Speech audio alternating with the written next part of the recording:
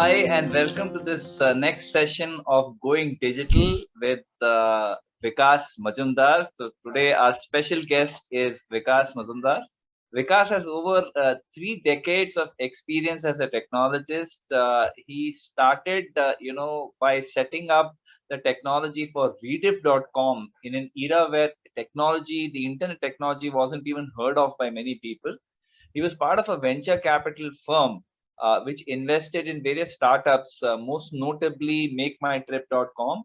And the rest of his career has been in the fintech space, where he has worked with many investment banks to build mission critical solutions. And he's also had the opportunity to set up the technology for a payment bank launched by the Aditya Birla Group. And his most recent assignment was where he was the CIO of Equifax, where he helped to drive their digital transformation strategy and moving various on-prem applications to the cloud. He now works as a consultant. He lends his expertise to various small and mid-sized large businesses who would like to stay on top of the curve on technology, at the same time ensure that they're getting a good ROI. So he's going to be talking to us today about a very interesting topic. Is moving to the cloud always the best option? So welcome to the Going Digital discussion, Vikas, and it's great to have you here. Thank you, Siddharth. Thank you for the kind introduction and happy to be on this session. Great. So let's just jump into the questions, right? So today, Vikas, the general discussion and the general guidance for everybody seems to be to move to the cloud, whether we are talking about applications or infrastructure. So in your opinion, why specifically is moving to the cloud so widely recommended for everyone? Siddharth, right off the bat, I would gladly assert that cloud computing has been, one of the most revolutionary innovations in technology in the last couple of decades. I think it has changed the way we use technology, both in our personal and work professional lives, right? So that's why obviously it's top of mind for everyone. But having said that, I think cloud computing is used as a very broad-based term, and at the risk of a little repetition for some people who may be aware, I think it's important to understand the types of cloud computing or cloud services that are available, because each one of them brings a different value to the table. And therefore, the process of evaluating and deciding whether or not it's the right option is obviously different for each one of them. You cannot club cloud computing as a go, no-go decision as a whole. So the three categories, again, like I said, everyone may be aware, but let's just walk through, is the first one is infrastructure as a service, right? Now, I'll just elaborate a little bit for some people who may not be entirely familiar. Traditionally, any business that needs to set up an application has to procure their own servers and networking equipment and so on. Now, what that means is a pretty huge capital outlay, right? Often the smallest server in the market may also be bigger than what a business needs. Often for redundancy, failover, you have to buy more than one server, not just one. Now, all of this can be pretty expensive. There's servers, there's networking equipment and everything, right? Then there is the hosting, and you've got to find a place to keep all of that stuff and everything. So that is where infrastructure as a service, that service of cloud computing has come in. So what IaaS, as it is abbreviated, allows you to do is it effectively leases you computing resources. What that means is you don't have to purchase anything. You can buy, they lease you as granular a server capacity as you need. So you don't have to buy more. You don't have to buy larger than what is your requirement. And most importantly, they have this brilliant pay-per-use model. So if you are in a situation where you can keep your servers shut down, or you need to keep them shut down for any reason, you don't pay for that usage, as against procuring, where you just pay regardless of whether you use it or not. So I think as infrastructure as a service, that's the value it's bringing to the table. And for small businesses and startups who do not want to do an upfront investment, obviously this is a very, very viable option. I'm not saying, and as we will discuss more through this conversation, it's not always the best option, but it's definitely a very viable option from largely from a cash flow perspective. So that's with infrastructure as a service. Now, the second category is software as a service. Again, we are all very aware of that. In fact, I would guarantee, or I would say that close to 100% of us use software as a service, although we may not know that it's classified that way. So essentially, in a traditional scenario, we would need to, whether it's work or personal, we would need to download and install applications on our computing devices. Now, with a large enterprise, that can become a huge challenge.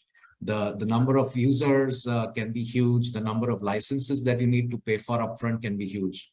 So what software as a service obviously does is that it allows you to use software without having to download and install anything.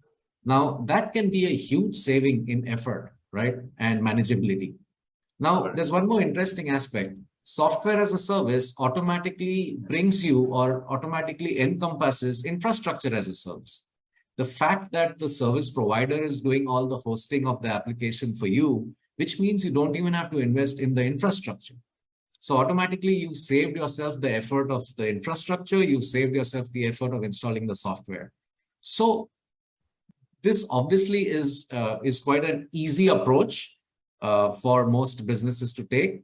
And therefore, I would sort of say, I know it's a bold assertion, but I would say that today moving to using software as a service is almost a no-brainer, right? I mean, why would you not, as long as, it suited your requirements? Most applications today are available as software as a service, or many critical applications today. And just to give quick examples, obviously, Office 365, Microsoft giving enterprises Office 365 just eliminated the need for any of us to maintain Exchange servers, the traditional model of Exchange servers, installing productivity applications. The second value of software as a service is accessibility from anywhere, right? So you're not tied down to your desktop in the office or your laptop, wherever it is. Smartphones have become extremely, that's actually now your primary access device in many cases. So software as a service allows you the ability to access applications via your smartphone, right? So, Siddharth, even as I explain all of this, I think I am hopefully answering the question as to why migration to the cloud is, suddenly becoming very, very widely recommended. Right. Got it. So if one is to look at actually transitioning right now, suppose you've got some payloads which are on premise and you want to move them to the cloud, maybe your application which is an on premise application, now the application provider says we want to move it to the cloud. So what are those parameters or conditions that a business needs to kind of consider before they decide to move to the cloud? So I think this is a very good question and a very appropriate question, because as much as I said, it's one of the best things that has happened to technology. I think it comes with certain caveats. It comes with certain issues of its own. So a business must be very careful before they take a decision on whether to move to the cloud or not. Now, actually, there's a third aspect of cloud computing, which is platform as a service, which we did not talk about. But for now, I think we will skip that. So we are really now talking about infrastructure as a service and software as a service. Now, before I get into some of the parameters you need to think hard about, let me say that migrating to software as a service, in my opinion, is a relative no-brainer. I don't think you need to overthink that. Yeah, it comes with very few limitations that I can top of my head identify. So it's generally an easy decision, all right, to move to, let's say, Office 365 over your own Exchange servers is generally an easy decision. But moving to infrastructure as a service, now that, as appealing as it may sound, is actually quite a challenging process, right? And it is fraught with its own issues and risks. So the few parameters to answer your question more directly, right? The first thing I would ask is, what is the state of your business, right? Are you a mature business with a very steady process, very steady operational growth? And the reason I bring this up is, anytime you embark on a digital transformation project, and that includes migration to the cloud, you have to earmark some resources, both human resources and financial resources, to that project. Now, if you are a business which is itself in a state of growth or doesn't have a steady state profitability, it may not be the best time to embark on this journey to migrate to the cloud. It's not a very simple process that you just switch off one and switch on the other, right? Having said that, are you a startup or are you absolutely, maybe you're not a business startup, but from a technology perspective, you're just embarking on setting up processes and systems, in which case you may actually prefer to go cloud first, right? So that's the first parameter. What's the state of your business? The second parameter would be what's the state of your business technology, right? Are you already straddled with a lot of legacy applications? Do you have a lot of infrastructure that's already in place? If that is true, then you really need to evaluate whether it is even possible to move all of those applications to the cloud. Or, for example, you may have already invested in a lot of hardware, software licenses, data center agreements. Now, if you are not at the end of service life, you could, and you decide to move to the cloud, you would actually write off a lot of investments, which may not be offset by the cost savings of migration. So that's now the state of the business technology that you have to be careful about. The third thing I would say is what is your financial modeling look like? And this is actually very important, which businesses still don't have clarity. There is a huge difference, right, between what we call on-premise, that is hosting your own servers either with yourself or a data center, and cloud. On-premise computing solutions generally lead to capital expenses, right? So CapEx. And when you move to the cloud, you're generally moving on a monthly pay-per-use basis, and that becomes OpEx. So I think it's important for each business to decide and realize which model works better for them.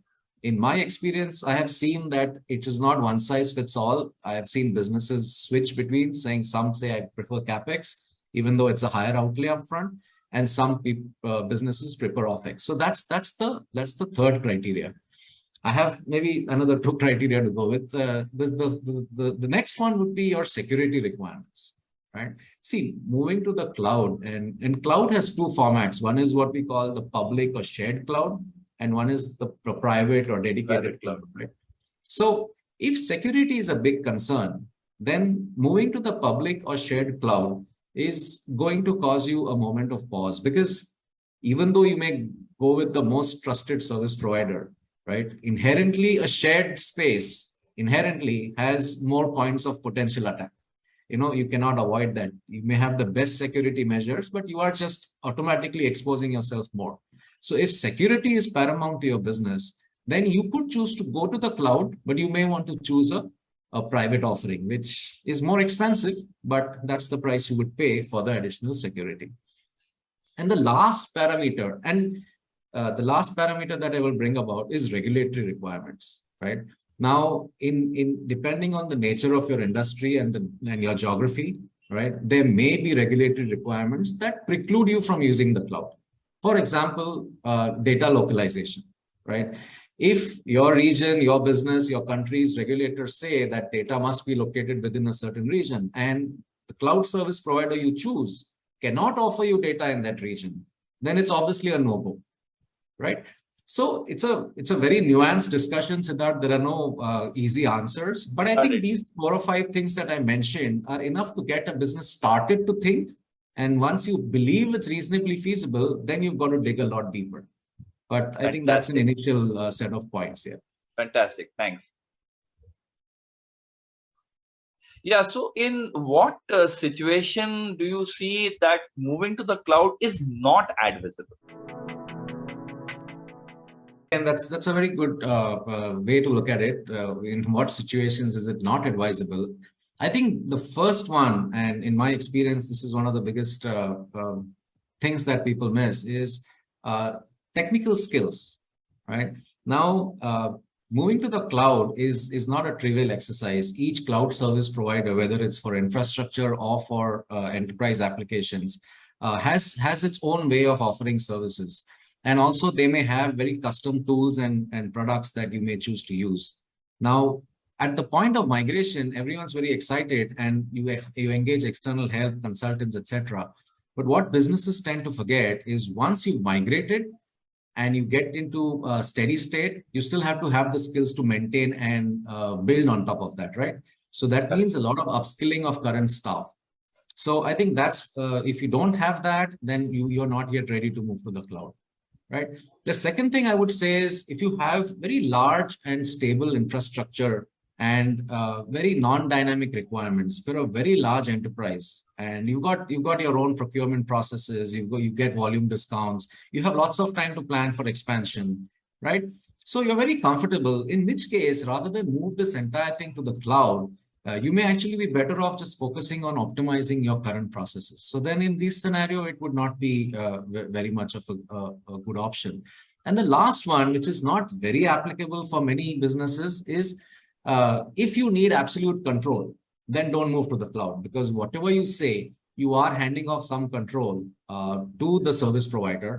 And if that's not acceptable to you, it's a very rare scenario. I know it's a little extreme, but that's a reason you may not want to move. So I would say like these are that. top three reasons. Yeah, Got yes. it. I like that, and that brings me to a related question: that what are the risks actually involved in moving to the cloud? What are those risks, and how can they be mitigated? Oh, I'm going to focus on this one. If I have to speak of a risk, the biggest risk, and you might find it strangely counterintuitive, the biggest risk of moving to the cloud is cost overrun. So, and let me illustrate, right? And Siddharth, I know I'm talking a lot about infrastructure as a service, right? And not talking so much about the software as a service aspect.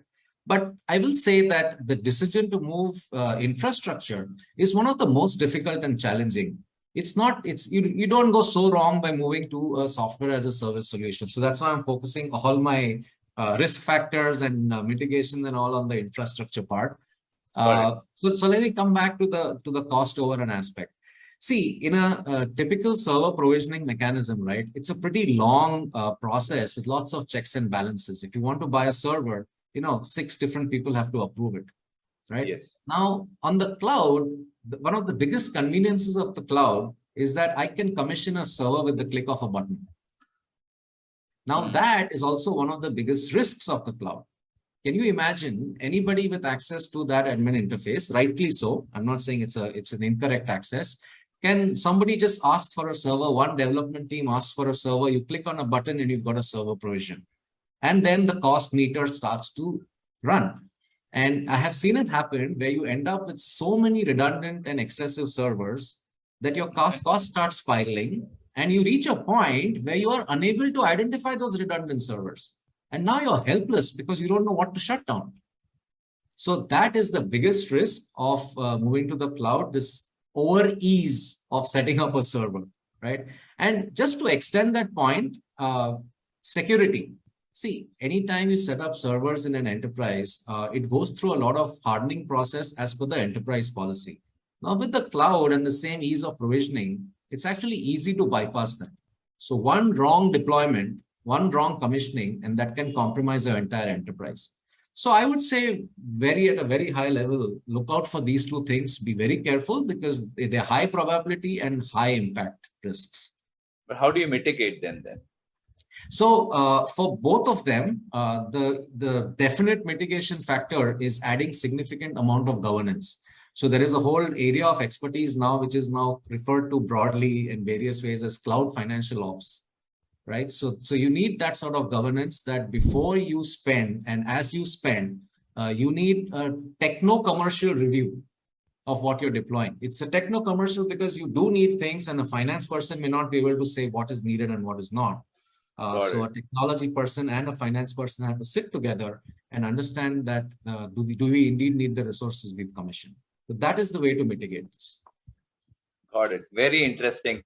One last question, just as we go away, right? I mean, if you look at it, the SaaS companies, right?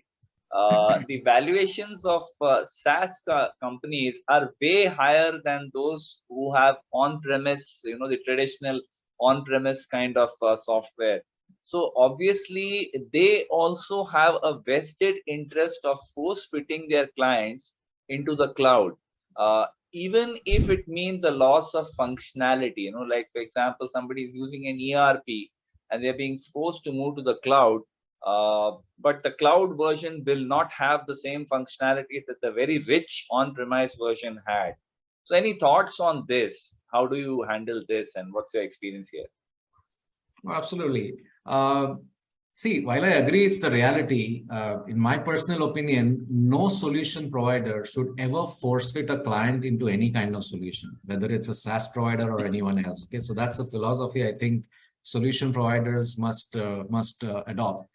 See, having said that, see, I think SaaS solutions are a win-win for both the provider and the end user, right? Point one. Point number two, to address your question, the technology has become sophisticated enough that you can build every single feature in a SaaS version that you had in your legacy version. So very honestly, given that there's so much scope for a win-win, I wouldn't see why a SaaS solution provider would ever end up offering or shortchange a customer by not offering all the features. So, I mean, to answer your question in short, I don't think it should ever be done. If you expect your clients to move to a SaaS solution because it's better for you as well, please give them 100% of the functionality. So I think that would be my personal thought on this matter. Got it. Very interesting insights, Vikas, and we're at the top of our time, but very interesting. And thanks a ton for the insights that you gave, whether it makes sense to move to the cloud in all situations. Thank you for your time. Most welcome, Siddharth. Very happy to have shared my views on this. Sure. Thank you.